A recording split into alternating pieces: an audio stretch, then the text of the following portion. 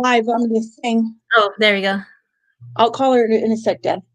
Hi, happy Monday. I always think it's Tuesday when we jump on here. So I'm just going to kind of jump in. Welcome to our Monday night edition of the B.A.M series.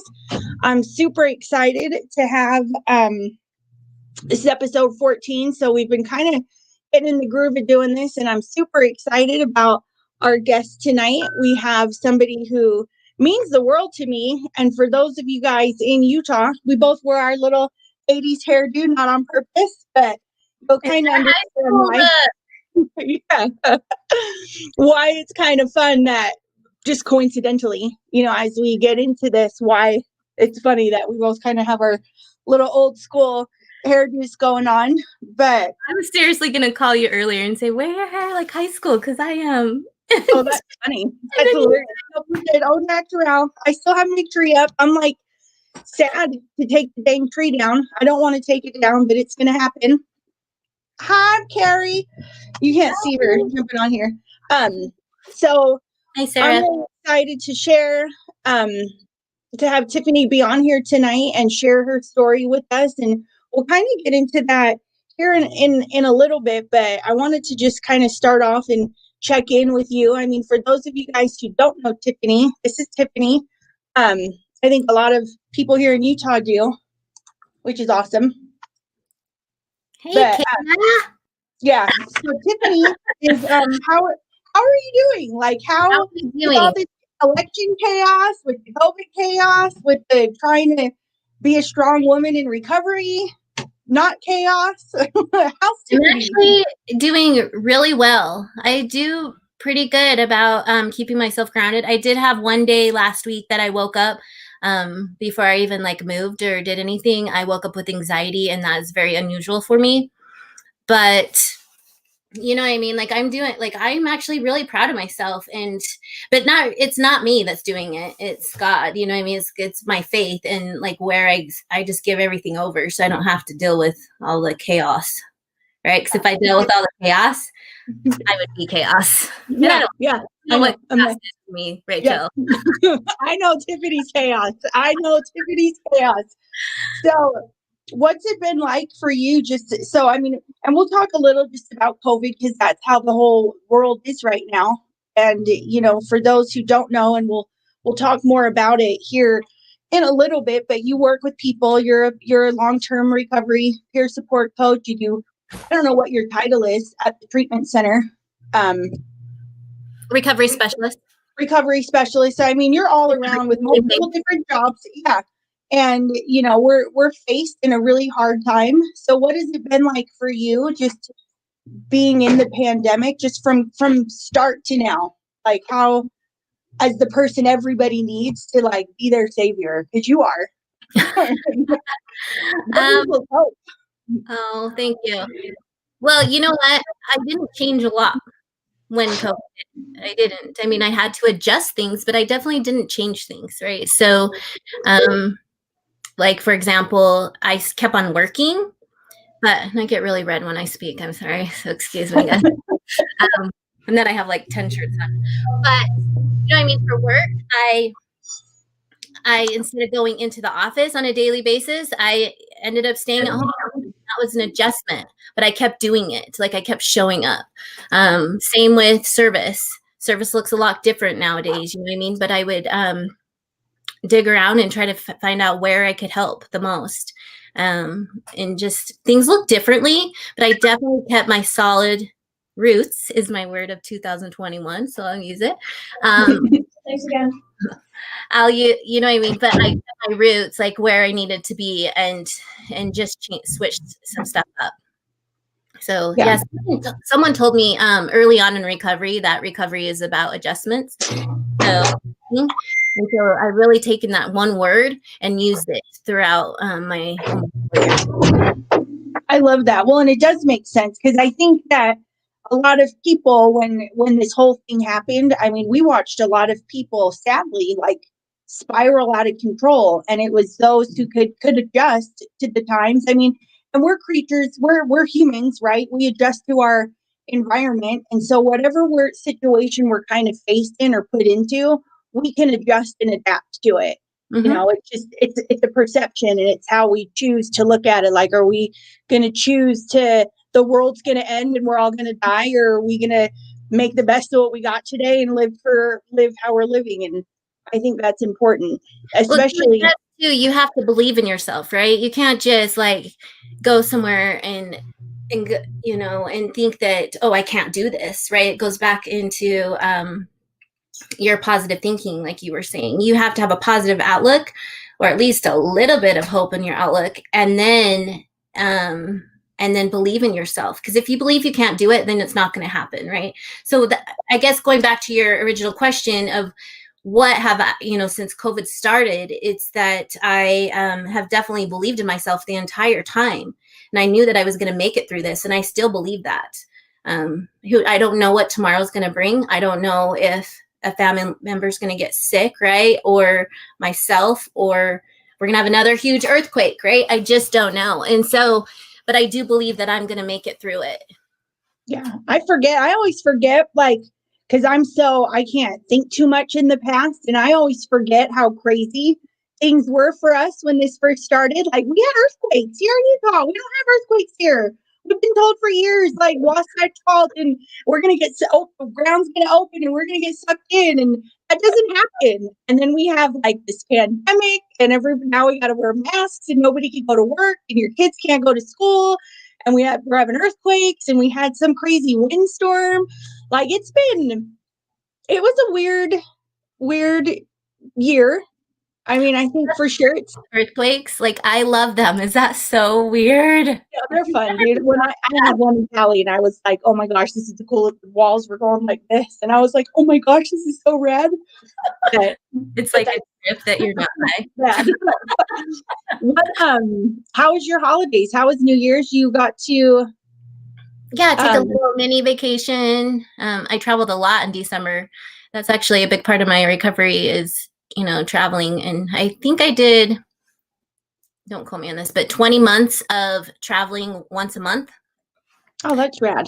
And I skipped 1 month, and it was March or April of this year, because I didn't know everything was shutting down. So I had to slow back for a minute, but then I kept on doing it. I found ways to keep that going. Yeah. But yeah, I traveled to California for New Year's, so that was fun. And I went to Dallas in December, went to a couple other places. So I know you've been doing a lot of traveling. I traveled a lot last year. I feel like last year I was everywhere, and it was so awesome. And I want to keep traveling. And those are the great joys of recovery. Like, those are things we get to do today, because listen, 4 years ago, we were not traveling like this. So listen, Rachel, I went through all this paperwork this weekend, and I was reading through. You remember how I used to love to color, right? When I was high, you guys colored all the time, like most of us. And I had this journal with gratitude journal, right? And things I would like to accomplish or do. And I'm totally under the influence and in this dark, dark place. And I journaled about traveling to all these places and seeing the world. And I just really wish I could do that, right? And I teared up, because this weekend I read that and I was like, I've been doing that. Like, I didn't even remember that. I know. It was really cool how things happen. Yeah, that's awesome. Like, you wouldn't think that putting that in the future, because I believe in that. Like, I'm a firm believer in what we put out there, and our subconscious beliefs and the secret can create our future. And you did that. Like, that's kind of rad. Mm-hmm. Yeah. Really cool. There's a couple other things I read, and I was just like, oh my gosh, like, I'm living the life that I was praying for and begging for. Like, in those journal entries, I was begging. Like, my faith was still strong. And I was just begging for this life to change. Like, I just wanted something. And it's just so awesome that I get to sit here and live this life. Like, it's crazy. Yeah, and we'll get into kind of all the great things that you do. So for those of you guys who don't know, I've known Tiffany since we were in, I guess, at Cottonwood, since high school. And so we weren't like best friends back then, but we knew each other, and we refound each other in our active addiction when I had come back. I'd moved all over Brazil, whatever, New York, California, and I'd come back, and we refound each other. and we recreated one of those beautiful bonds, I think you would say, that, you create with other people in recovery. And we struggled together and we survived together, and we lived whatever life it is when people are homeless and using. And so Tiffany had decided to get sober, and you know long story short, because I'm going to let her tell her whole story, but a big part of my story, and the only reason I even found the hope, because I really just didn't understand what it meant to get better. And we all talk about it when you're out there running amok, and we're like, why aren't we with our kids? Or we talk about it, and it's like, well, how do you do it, and what do you do, and like, what steps do you take, and you got to go to jail, or whatever, because it's really hard. Nobody wants to be sick. You get so caught up in the lifestyle, and you don't want to lose the lifestyle, which is like, we're just sick in our heads thinking that it's like this prime lifestyle, when it's just a bunch of sick people committing crimes and surviving and doing the things we never ever believed we would have done. Mm-hmm. And Tiffany got herself together, and I'll never forget, like, I can clearly, every time we talk about this, I'll cry. Mm-hmm. I hear you saying, Richie, I'm sober, I did it cold turkey, and you could do it too. And all I wanted to, and I was like, oh my gosh, Tiffany did it, all right, so I'll do it. And it just wasn't in my cards at that moment, because it was really, my position was hard and I didn't know how to get better. But then I went back to jail, got out again, and she was still doing it. And my recovery journey started because somebody that I loved and cared about. Oh, it's gonna be teary-eyed. There's the face. You got to do the face. Someone who I really loved, though, and didn't want to lose, got it together. And today, still, we're both going really, really strong. We both do, a lot of we were both good helper people out there in our using days, and we were, thank God, kind of independent, and we're still independent, which is really nice, but both just doing really good things. So, like, for me, it's an honor tonight to just share the space with you, because honestly, if you didn't get sober or find recovery, or whatever words, whatever words that we use, if you didn't find that, I probably wouldn't have found it. And I'd probably be in jail probably for a long time. My kids wouldn't know who their moms are. And, yes, I did it myself, but I never, ever would have probably had the courage to do it. Like, you picked me up and we did our first USARA thing that weekend. And it was, we went to a girls' night party, which was totally funny. Like, I wouldn't have had the courage to stay home and to do it if I didn't have somebody that was a role model. And now, like, now you do that for so many more people. And so just the very beginning of your journey, I say it all the time. Oh God, it always gets me all choked up.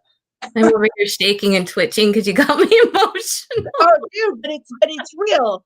And for those of you guys who don't know Tiffany yet, that's what she does, is she helps people and she gives them hope, and she teaches you to love yourself, and that there's a presence about you, and praise God, you figured shit out. That's all I'm gonna say. Praise the Lord. Thank you, Jesus. Praise the Lord.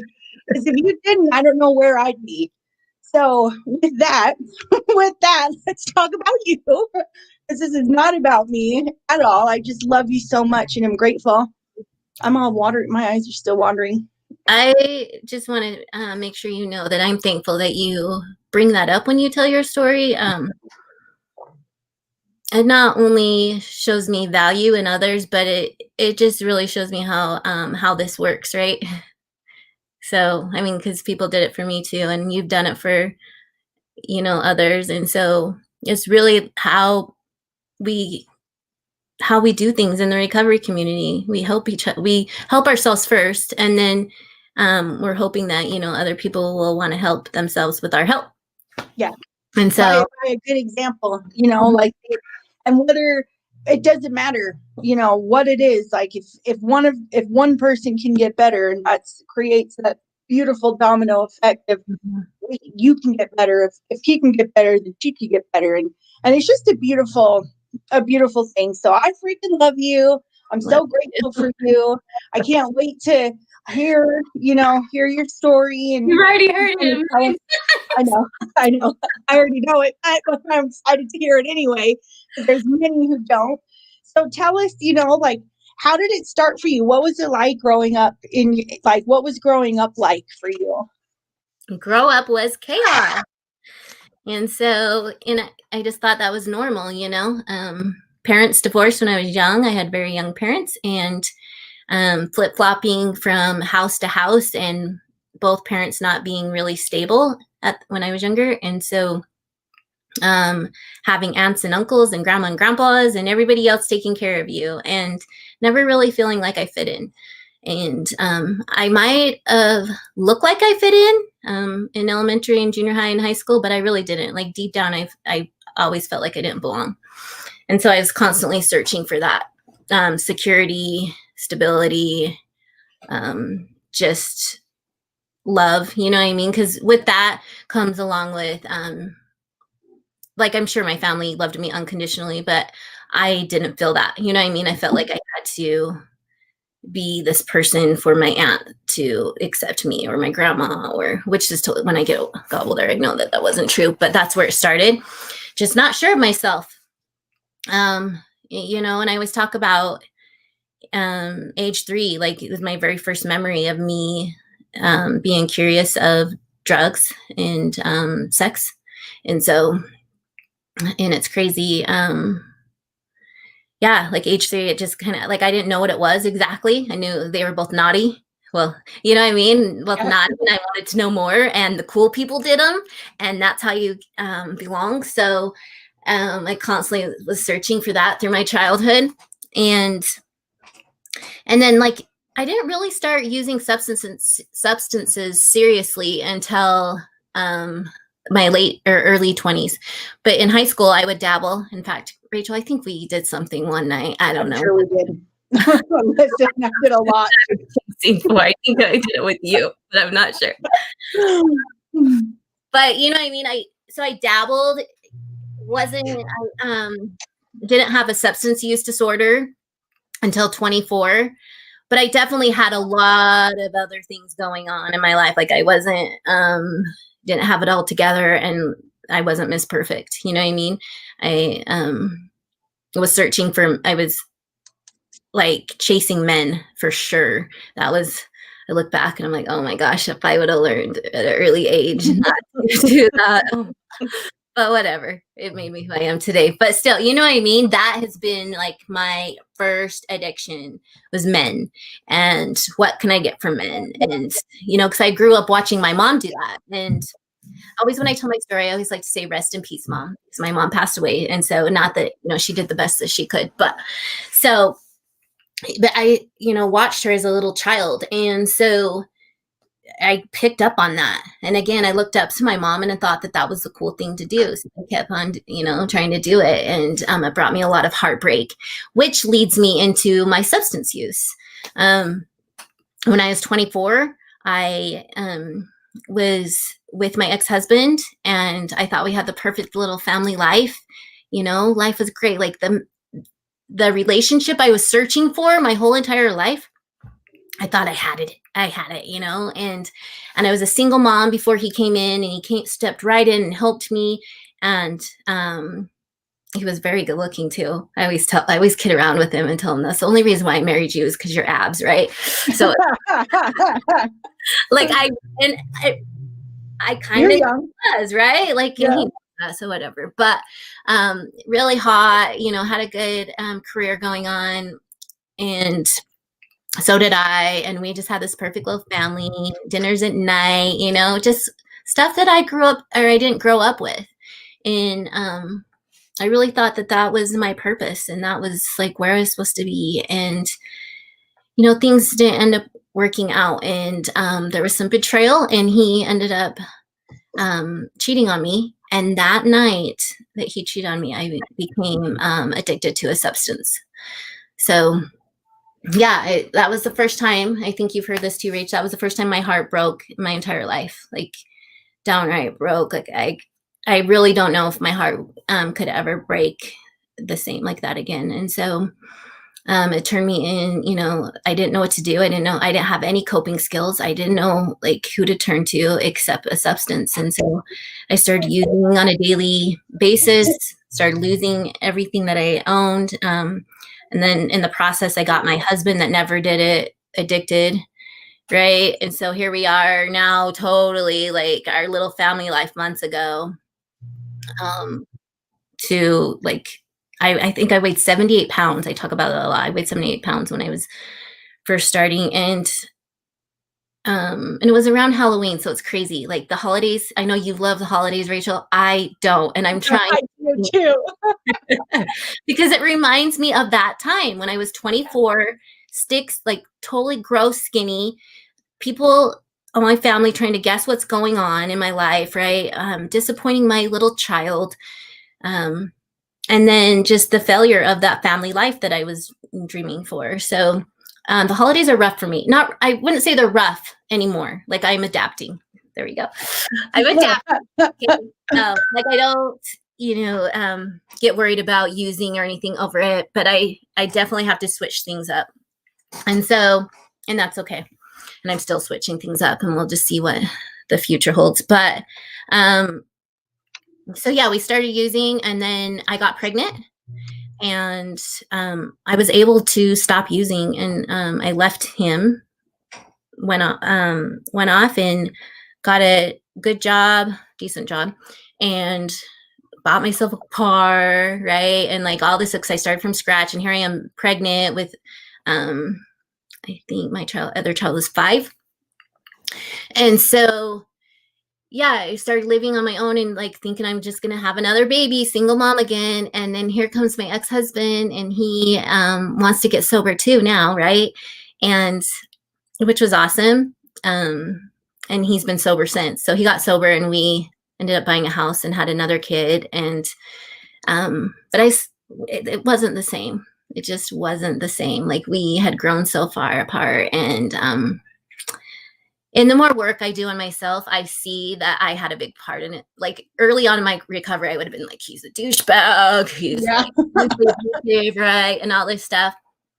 We're both equally like at fault, and not going to say like I didn't get hurt over and over again, or that he disappointed me, but again, I didn't have tools to work through it, and so acted crazy. And so yeah, we and he stayed sober, which really pisses me off sometimes. Like, girl. But I'm just kidding. I'm really blessed that my kids had someone stable. But I ended up leaving my marriage and my kids, and that's like the second time my heart broke. My kids holding on to my legs, my 2 littles. My oldest was in school, but my 2 littles holding on to my legs, one each. And I can picture right now walking. I was looking out in this field, and I was walking out our back door for my boyfriend, dope dealer, right outside waiting for me. And the kids were screaming, and like they were little. They probably, I know one remembers for sure, but just screaming at me to not go, and they didn't know where I was going, but they know I had some bags packed. And so yeah, that was really heartbreaking, and it just is really sad that I couldn't choose my littles, or my kids period, over that, or choose myself. I didn't know how. And so I walked out that door, and that led me to 6 years being on the streets with a lot of trauma and a lot of charges, and a lot of just, oh my gosh, it just got worse from there, right? Yeah. And that's when I think we met back up. Yeah. But we're all crazy. Yeah, because I remember when we met, it was like I had just started getting high again. So I was getting better. And I think it was like the weekend of I was going to start getting high again. I probably had like a month or 2 off. And I remember finding you, and we were like at the airport. We went over to the airport, and you were in your car. This was like all crazy. And my brother-in-law was like, you want bath salt? You want this stuff to eat people's faces? And I was like, it's not for me. And he's calling my parents and telling everybody. I remember that. Oh my Did you God. blame it on me? I Huh? think you blamed it. You're like, it's for Tiffany. I did say it was for you, probably. But like that, dude, this was like already traumatic experiences happening for my family, and I've left my kids, and I have two DUIs, and like it was just all crazy, and it was an ugly place, and it's really sad because I think there's a lot of women on here who can relate to that story because I did the same thing, and I love my kids, and any mother and any father and any grandmother, or grandparent who, when a baby's born, like we all think we know what love is, right? Like we know what love is. We've been in love before. We found Mr. Wonderful how many times or whatever. And then you see this beautiful little being that comes from your body. Oh, I'm going to cry saying it because I hate that I did this, but I mean, I'm not that person today. But we create these beautiful things, and then it's so crazy how addiction can really take every single thing from you because you look at your baby, they're born, and you love them, and everything you do in life now revolves around protecting them and keeping them safe. And then all of a sudden you start using drugs or substances, and now all of a sudden they're the last thing that you think of. Like you think about them every day because you do. I mean, you think about your child, but you can't get there. And if you do get there, before you go inside, you're going to go get high, and you're going to go, I mean, that becomes the reality of your life. And I don't think there's one woman in the world who could ever say, I proudly left my child, because you don't. And, there's a lot of women who never get the opportunity to get their children back. And we're so blessed that we have our kids, that they like us, that they want to know who we are. Huh? Well, mine are teenagers. Listen, shut the door, leave me alone. But it's on that. Yeah. Like, I really wanted to let everybody know when oh my gosh, I didn't bring water. When I was a young child, my dream was to have children. I love children. Anyone that knows me, that's friends with me, knows I love children so much. And I always would see myself working with children. I used to teach dance, and then I taught resource, and then, what I mean? I was PTA president, right? All this stuff. And I love kids. Like and then my own kids, of course, like I remember before I got, left my kids, I would just look at my kids and just be bawling. And I would pray every night that I would never be separated from them. But then it comes into reality. If you do not have any respect for yourself, or, or love yourself, then you cannot love another human being. It's just like, we love them, right? But we can't truly love them. And so I like to share that because like, people that know me know that I love kids and I'm really good with kids. Like, that's something, I just naturally am. And that my family will tell you, when I was little, like they always said I was going to be the best mom, and I was for a while. But then once I started loving just my kids and not myself, it shifted, and I couldn't love my kids anymore the way that they are supposed to be loved. Yeah. Well, and I think that's so real. And thank you for just kind of putting that out there, because I think there's so many people who, like, we want all these great things, but we don't know how to love ourselves. And how can you be a good friend to somebody if you can't love who you see in the mirror? And how can you be a good anything? How can you be a good mom? How do you be a good partner? How do you be a good friend to anybody when the darkness inside of self-hatred and no self-worth is there? Like, it's so true. I love it's important. So, and you're really good at that. Like, one of I'd say your specialties is helping people to heal from the inside and to learn how to love yourself, because if you don't, the battle's never going to end. Mm-hmm. Yeah.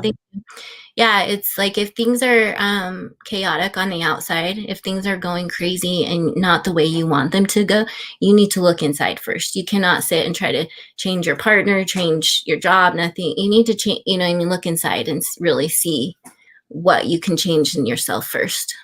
Yeah. or see in yourself. Yeah. Well, no, and it's hard because we have to, like, especially being a mother and, getting sober and coming to grips with, wow, what wreckage did I create? Like, it's hard It, to, oh, we want instant, we're addicts, right? Or people in recovery, and we want that instant gratification. We want everybody to forgive us right now. It's like there was not 20 years of chaos and horrible things. You're like, oh no, I'm better. Today happened, so love me how I am, and everything's great. But that's not the truth. We have to go through a whole phase, multiple phases, of learning how to look at yourself in the mirror and learning how to face your children and all of that. So it's definitely a worth it process, but it's hard for sure. something that I have learned just of lately in the last like 6 months, it's like a light bulb went off. I don't know, and it's been really healing to me, is that I've been searching. So since I've gotten sober, I've been searching for that mother and child connection that I had with my children, or that I missed when I was 6 years on the street, right? I've been searching for it for 3.5 years, not ever feeling satisfied. Like, I can't do enough. And I think that's when sometimes we can, what's it called? I hate when my brain does this, but when we overbuy or buy our kids, a lot of stuff to overcompensate of our days missing. And so I kept searching for it and never feeling fulfilled. Like, it was so crazy. And I have my kids in my life. They want to spend time with me sometimes, right? But I still get to see them, and I'm still having awesome conversations with them, being able to parent them as teenagers, and I have an adult too, believe it or not. But I love this hair. It makes me look younger in this. I know. But so like 6 months ago, I was taking one of Lisa Walker's class, right? And something like, we just did a lot of healing in that class, and something like a light bulb went off. It's like, okay, stop with chasing what you were missing, because you're never going to get it. Like, you're never going to get it, Tiffany. So you're always going to be left, wanting more. And so I started, Lisa did this real cool thing with me with a cord. Like, we had the old cord with my kids, burned that, and then we did a new cord, and I rub that cord every day so I can think about the new way I get to bond with my kids. Like, and so I stopped chasing. It's been amazing. Like, I'm not don't get me wrong, like, some days I'm like, oh my gosh, I could do better, or I wish things were like this, especially with my adult child, because she still holds resentments towards me, which is totally understandable, and I'm trying my best with that. But the fact that I don't have to chase what I missed, and I just get to build on today, is amazing, and it has healed me so much. Yeah, that's good. I love that. I think that's helpful, because I think so many times we dwell on the past. We're human, and we miss these things and that's just like keeping that negative space open. And when we can create the new positive and welcome it to our present and future, reality, you're not going to get back that old time. I am not going to be able to parent my child when he was 3, 8, right? And my daughter that was 12, right? 13. I'm right. Never going to be able to parent them during that time. So I get to mourn and move on, or I could sit and chase what I've been doing for 3.5 years in my recovery. And believe me, it has been not fun. Yeah. Well, no, and that's hard. That's hard on everything. Because we're trying to keep us in a good, healthy place, and you're just constantly sad because you can't have it. So I love that. I think that's awesome. Mm-hmm. So tell us, so you went through this dark phase. I know all the stuff that happened. It was out of control.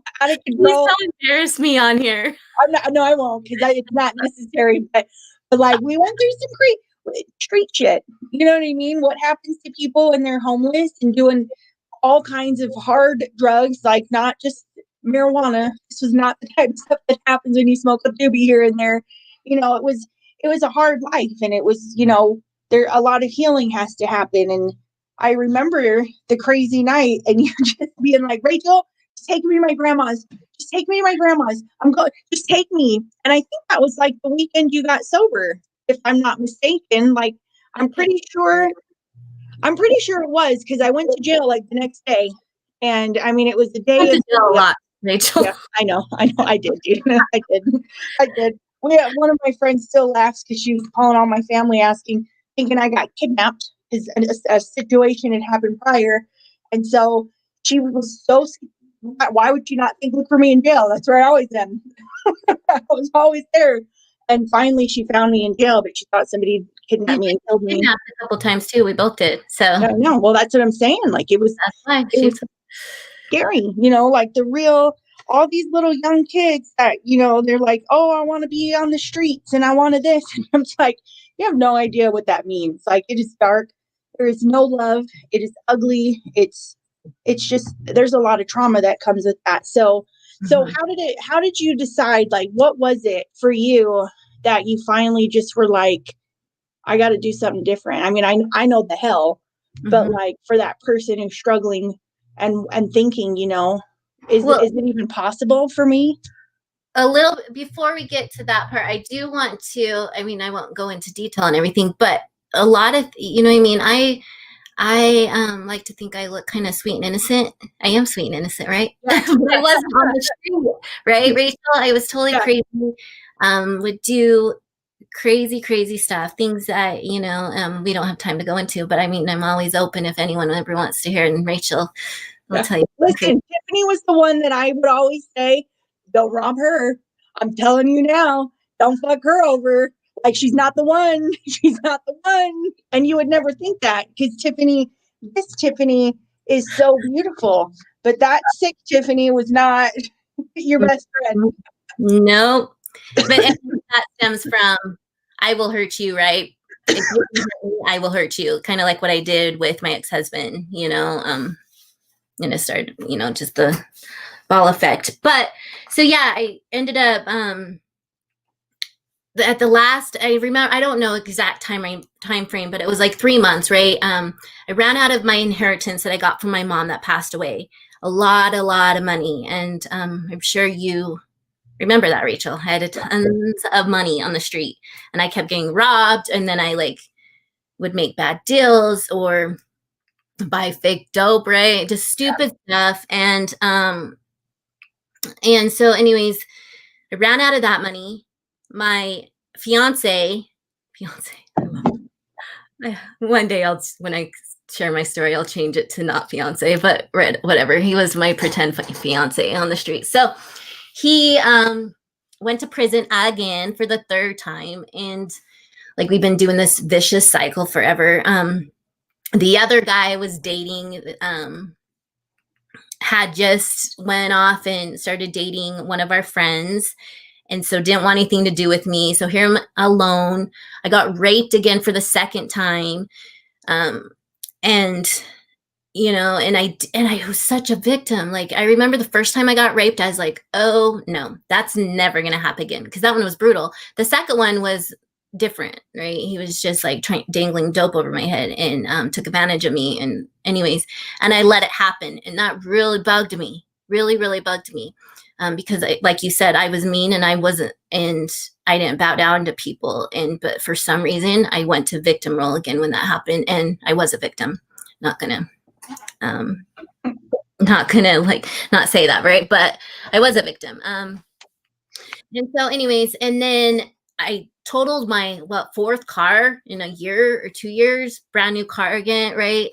Yeah. Totaled it, all this crap. And I had nowhere to go, and I kept trying to die. Debbie. But I remember that too, because you were miserable. I was totally miserable. I walking around with no shoes, like no money, right? And then like my girlfriends on the street, not you, but I think you were in jail another time, but the bigwigs on the street, right, would do me dirty. And I was like trying to be so, like, I really didn't want to be an ugly person. So when I get close to someone, I'd be loyal. And when they weren't loyal back to me, it broke my heart, And so anyways, I I just like wrote my family a letter. Well, I prayed on it for a long time. And actually, I was known to be one of those. So I was the mean girl on the street, but I also prayed. I never stopped praying. And even through those journals that I told you I was reading, like pray, like prayer all the time. And so I finally had this, just this urge to write my family a letter asking for another chance.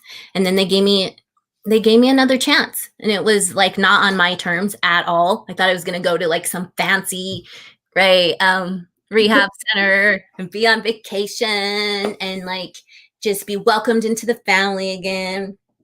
It was not like that. I didn't think I was going to have to detox cold turkey, nothing. Right? I was so pissed. So I'm like, you just love me, whatever. And they were just like, go back to bed. You're fine. Which I could have probably died, but whatever. But I survived. And, it gave me a lot of strength. So I did that, got sober, and like was 2 months in and remembered that I had a whole bunch of felonies that I was like running from. And I didn't want to go to prison after 2 months.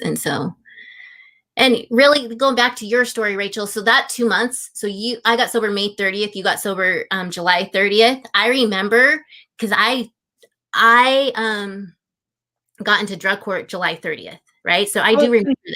Yeah, so your date, I got into drug court.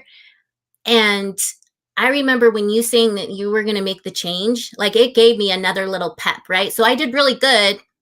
Like I stayed sober, right, at cold turkey. But I mean, I stayed from a substance, but I really wasn't happy. I didn't know I was going to do it. So once you like said you're going to do it, I've never told you this. Like it gave me that little pep in my step to like keep going. Okay, I can do drug court. Okay, she's looking up to me. Like this is awesome, right? Because there goes my ego, right? I'm like, she's looking up to me. I'm going to keep going. And so really you did as much for my recovery as I did for yours. So thank you. I've never told you that. I don't know why. But yeah, no, I love that. Cause I mean, that's what it is like we need each other, like we need other people to give us motivation and hope. And like, if I could help you, I mean, that's what we do today. I mean, that's what we thrive off of. Yeah. It's beautiful how it kind of started. It's so beautiful. It's amazing. Yeah. I love your story. So yeah, anyways, I ended up getting sober and completing felony drug court. So I didn't have to like do any prison time. And then, I just started volunteering everywhere and trying out a whole bunch of different pathways of recovery. I like to do things differently. I wouldn't say wrong, but I like to do things differently. And so I like to expand and figure out my way. I've always been like that since a little girl. And so that's what I did with my recovery. And it has worked for me. I've tried a whole bunch of different pathways. Now I do a couple pathways. And you know what? Next year I'll change to another pathway. Like I am about adjustment, and that's what I'm going to keep doing. It's just to make sure that I am happy, fulfilled, loving life, and I didn't get sober to be miserable. So like, I'm just going to keep switching things up. Right now I'm good how things are, but if next year, if I feel like something's missing, I'm going to switch it up again. Right. And that's just what I'm going to keep doing. And that's worked for me. So yeah. Well, and it has worked because I mean, you're going to have 4 years. You're thriving in your life. I think, you know what I mean? Like you're doing, I would say from an outsider and knowing you, like you're living your best life. Like you couldn't live a better life, honestly. I mean, could you right now? No, I'm living my best life for today, right? Yeah. I'm not saying things can always be better or different, but today I'm definitely living the best life that I can. Mm-hmm. Yeah. And it's beautiful to watch. So you got sober and then you graduated drug court. You did really good. Mm-hmm. I remember that. Like, and then what? Like, so what, recovery is it's so beautiful. And like you chose the route to kind of stay into the recovery field. So like, tell our viewers or whatever we're calling them, the listeners or watchers or whatever, because you do some really cool stuff and you get to work with, aside from service and opportunities, like we'll talk about that too, but your job is really cool. I mean, you have multiple jobs, but since COVID, I've been working at USERRA, which has been great. But I mean, I'm still officially employed at the treatment center. So yeah. But yeah, it's been great. Like, so I walked into USERRA. I'll do a little spill on USERRA. Yeah, sure. No, this is not a presentation for them, but they're a huge part of my life and my recovery. So yeah, I walked into USERRA because I wanted to get away with hanging out with other people that were in felony drug court, because we'd get a sanction or go to jail, right? And so we couldn't hang out. And I don't know if I seen a flyer or overheard somebody, but there was an ugly sweater party at USERRA. And so I text people, right? Like, okay, we're not supposed to be together, but meet me at this cool recovery place that I heard about. Never been there. And so not recommending anyone to do that, right? But I'm just saying.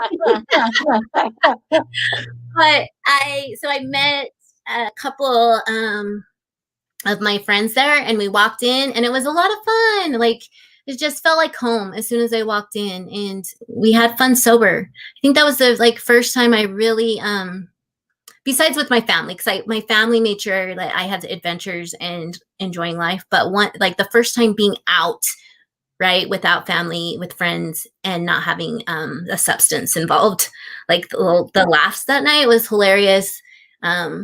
People just being genuine and nice and just like loving, just loving who I was at that moment. It was cool. And the recovery coach there handed me over her card and asked me to call her, and I did. And that was another great decision that I made on my recovery pathway. And so, yeah, I started volunteering there, taking groups, classes, whatever I could, meeting with my my recovery coach on a weekly basis. And I remember her saying, like, what do you want to do for an occupation, right? Because I didn't have or maybe I was working at a warehouse at the time.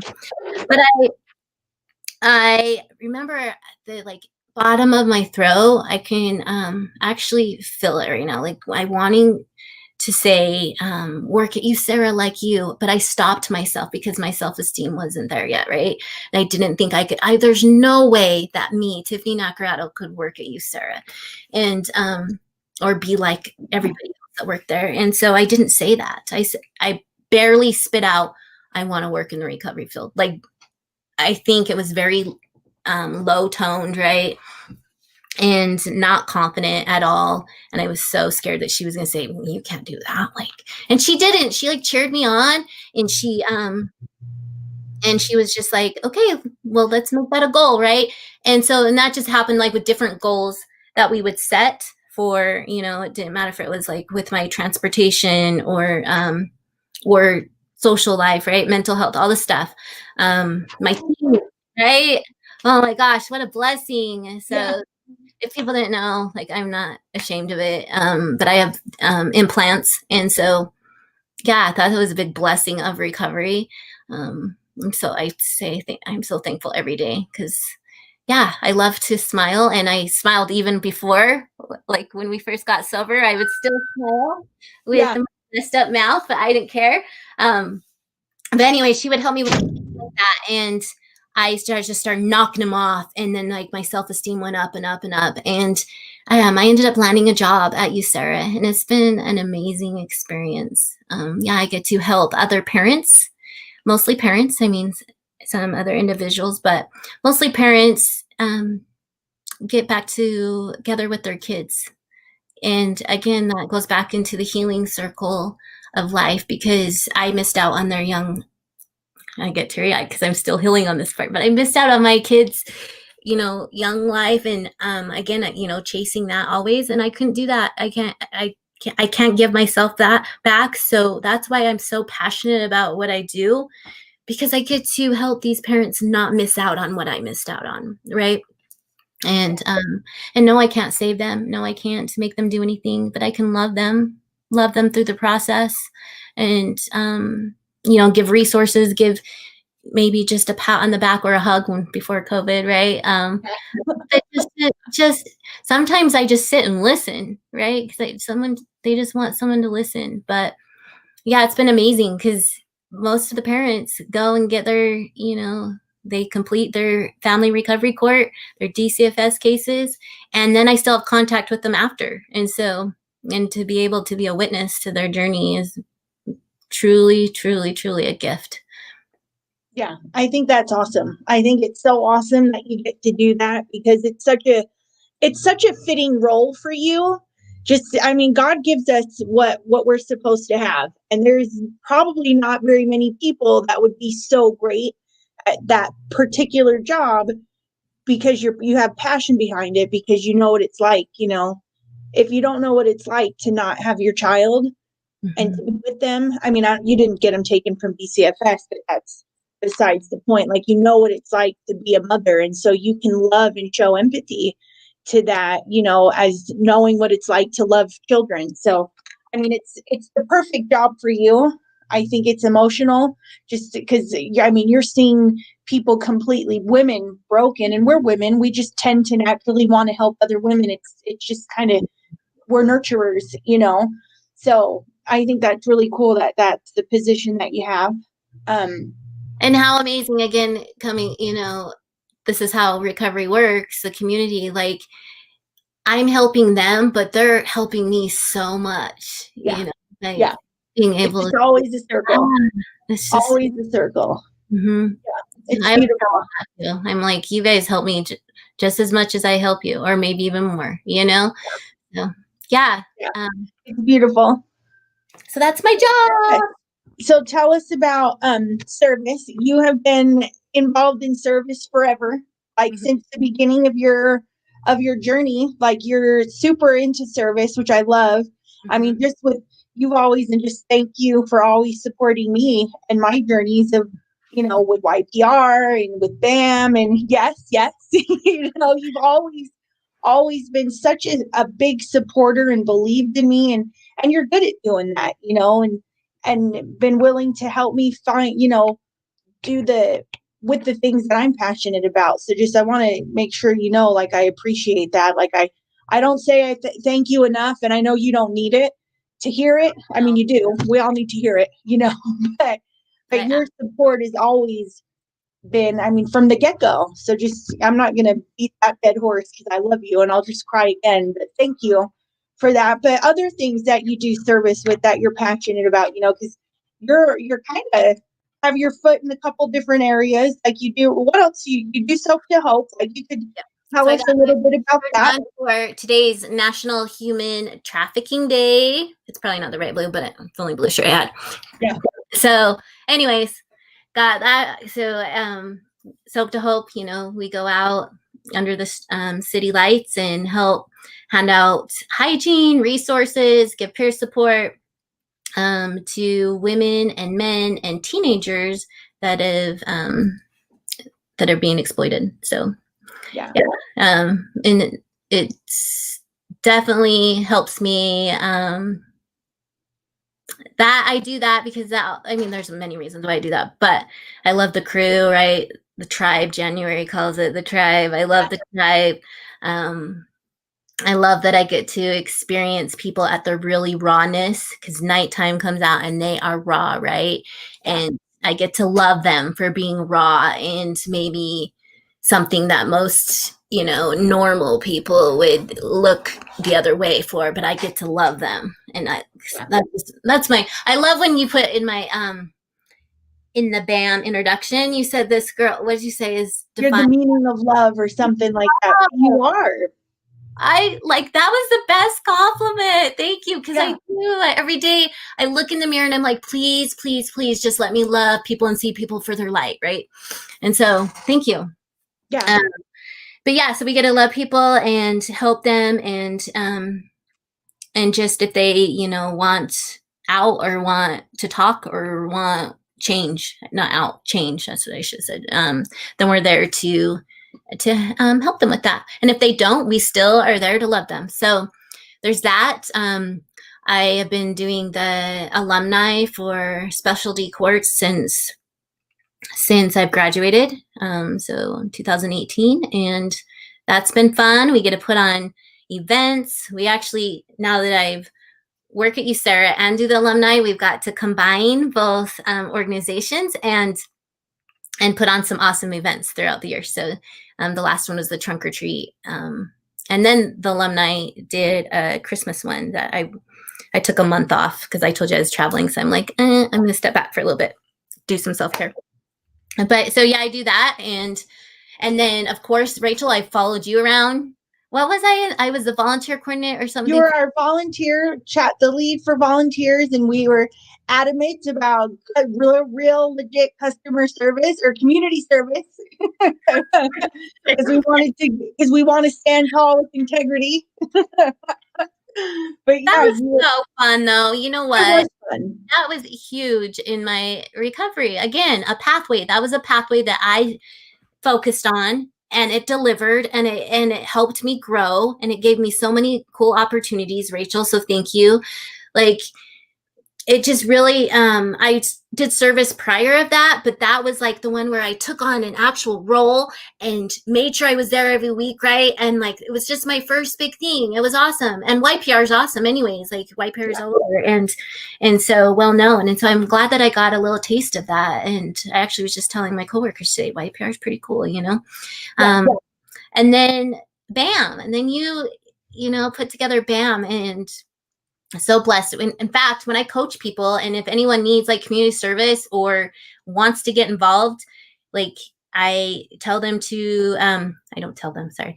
I suggest them to join your group, right? And sometimes they throw them in the chat. Sometimes it goes off too much and they leave, but they still know who B.A.M. is, and they go and volunteer. I've had a lot of my people do come. Like when it's not COVID, we had to stop promoting it because we have too many volunteers that show up gratefully. Like we go to do something and 35 or 40 people show up, and I'm like, don't take pictures, social distance, put your mask on. Like it's hard because people thrive off of helping others. Well, a connection too, right? Yeah, we need it. Yeah, you or B.A.M. B.A.M. has provided me an extra resource and tool to hand out to people that are searching for that connection. So, yeah, I absolutely, B.A.M. is the top on the list. I'm like, hey, if you want to get connected with some individuals, here's this. Especially when you guys were doing parks or meetings at the parks and gyms. Yeah, gyms. Yeah, gyms, Denny's. Not with our COVID. We'll get back to something like. So hopefully we'll get this. I'm sure we're going to have a lockdown because I think that's what's going to happen. And hopefully we get this done. I hope we don't have it. I just want to get it done so we can get back to living. You know what I mean? Are you really having a lockdown? You just like made me.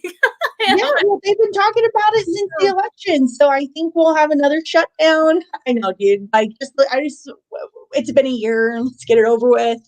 Like I've had enough.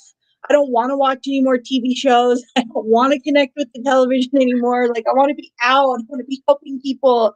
I want to be doing what we do and not being afraid that somebody's droplet got on me. Because listen, the struggle's real sometimes for me out there. It's real, you know. Yeah, it's sad it's scary even to live in fear, right? And we all have had periods or the whole entire time living in fear. So I know tonight I took my grandma to dinner and I was like debating on even if that was okay, right? And she was with it, and I'm just like, you sit over there, I sit over here, right? Like and even if it's not COVID, like I just don't want her to get sick, you know? Right. So anyways, I was living in fear for a little bit tonight, but I ended up, you know what? Again, back to my faith. I got down on my hands and knees after we got back from dinner and prayed about it. By the way, I want to tell everyone, this is awesome. It's awesome. Okay. So before I came on here, I prayed for my grandma not to get sick and to let everything be okay there. And I also prayed about being on here. And then I get on here before Rachel hits the live button. She goes, do you want to pray?